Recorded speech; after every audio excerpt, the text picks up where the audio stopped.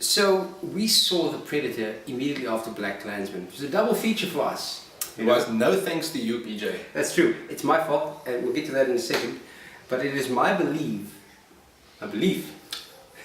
that Matthew only enjoyed The Predator as much as he did because he thought Black Klansman was so cuck. Black Klansman is cuck. But now listen to this, cuck, man. We go to the movies. This is Thursday.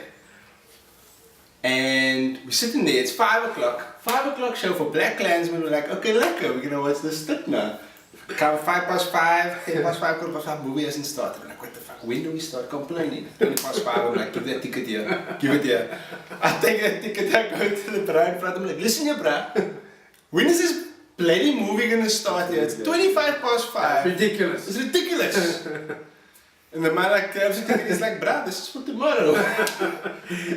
I'm really like, that bra, man, PJ. I felt like I do it, actually. No, it was my fault. Matthew's totally right. It's the first time it ever happened, you know what I mean? But it was, what made it extra funny was we're sitting in the cinema and we're just taking a cuck on the cinema. Like, yeah, this is I'm going to talk to New Metro's management now. Cuck on New Metro when I get a chance, you know, this is typical of New Metro. You know, they fucking take their own sweet time to start the bloody movie, blah, blah, blah.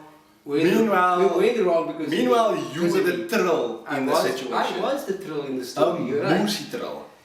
Actually, you know what? You were a klein thrill. Wow. Because I mean, that's more offensive, actually. That is more offensive. I'm trying to offend you as much as possible. No, 100%. My klein thrill is still bigger than your. My klein thrill is still bigger than your klein thrill, by the way.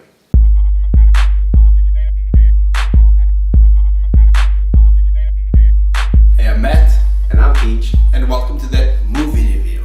Also known as TMR. The Predator is a seriously mixed bag of a film. And while I did kind of sort of like it, it does a lot to not really deliver total and utter satisfaction. Which is actually disappointing considering it's helmed by the guy who gave us Iron Man 3. Yes. And he did write Lethal Weapon 1 and 2. And I'm obviously talking about Shane Black. This is true, Matthew. Shane Black has extensive credentials. I mean, The Long Kiss Goodnight, The Last Boy Scout. Ooh. Yeah. And yet, for some reason, he's given us a movie that seems to have been thrown together in a rush. The end result is an uneven film that is not going to jumpstart the franchise. Oh yeah, no, this is no adrenaline shot. Cool. This is no Travolta hitting that syringe into Uma Thurman's heart, my bro. You know, there's nothing like that. None. No cuck like that happening here. No, even though it does allude to it at the end. It tries. It tries to. Because that's the typical Hollywood system. Like, you know, it's always a case hey, there might be something after this. Yeah, let's try and squeeze more milk out of that fucking tit. You know what I mean? Yeah, you know, it's like... Yeah. The udder is it's going. The Hollywood udder is working overtime here.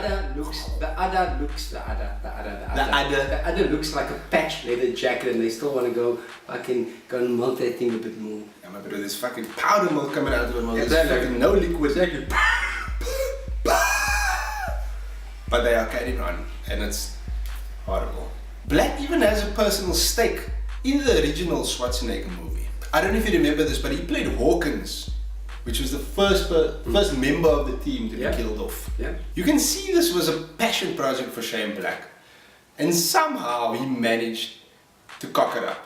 It's the first real murder of the team. Yeah. And the blood splatters, he gets dragged up, and when you eventually see him, his body's hanging from the tree. That was fucking good. That's when you realize, shit. Yeah, with a massive internal organ hanging over. Yeah, no, this was like, gruesome, bro. Yeah. You know, but that's one thing that Shane did translate into this film, is that this film was gory as hell. I'm glad this film was as gory as it was. Yeah, it was gory. I mean, that's one thing he brought over from the original Predator. Yeah, he brought back the internal organs being all over the show.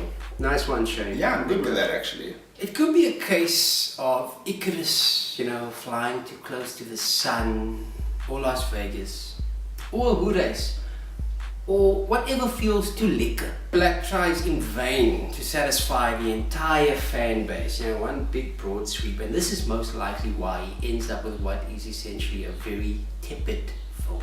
He even brings back the original Alan Silvestri soundtrack, and for a while it works. The score reminds one completely of the 1987 classic. If only he had actually followed that formula completely. He might have actually given us something new and nostalgic.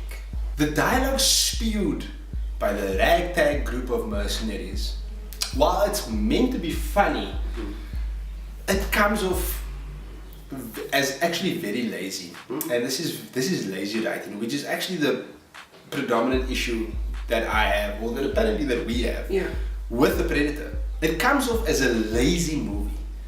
But this is what you get when you cease with any sort of originality. 100%. 100%. Hollywood's perpetual reliance on rehashes and reboots is actually just doing the entire industry a disservice. People aren't stupid. And the box office tally, along with the critical reception, will reflect cut work every time. The Predator unveils itself in a hurry, runs out of steam before the halfway mark, and then just tries to keep your attention with various set pieces and action that is so bloody tiresome that when it's all over, you just won't give a shit. Exactly.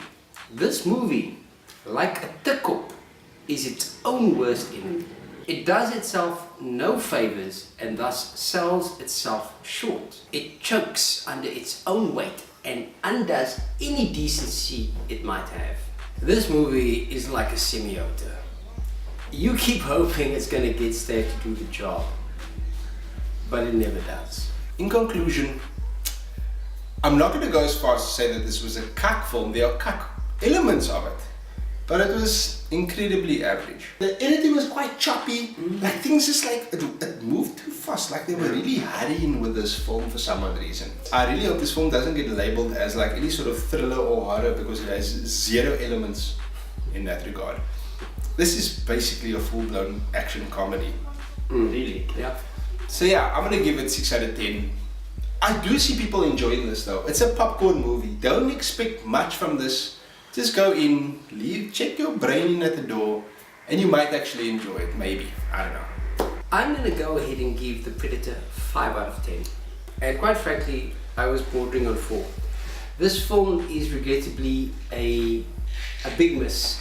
You know, it had the money, it had the brains, and yet it couldn't deliver the kind of product that was meant to reinvigorate the franchise. And it was also handled by someone who had a personal stake in it, and who was actually in the original one, and who is an established and good writer and good filmmaker. So you really expected something more than what we actually got at the end of the day. I really think that if you really got nothing else to do, and if you, like Matthew said, if you want to check your brain at the door and just say, fuck it, I'm just gonna, you know, it's just, you know, it's got nothing better to do. Nothing better to do with Friday night, then yeah, sure, go check out The Predator, but I'm giving it a 5 out of 10, and I honestly believe it deserves that.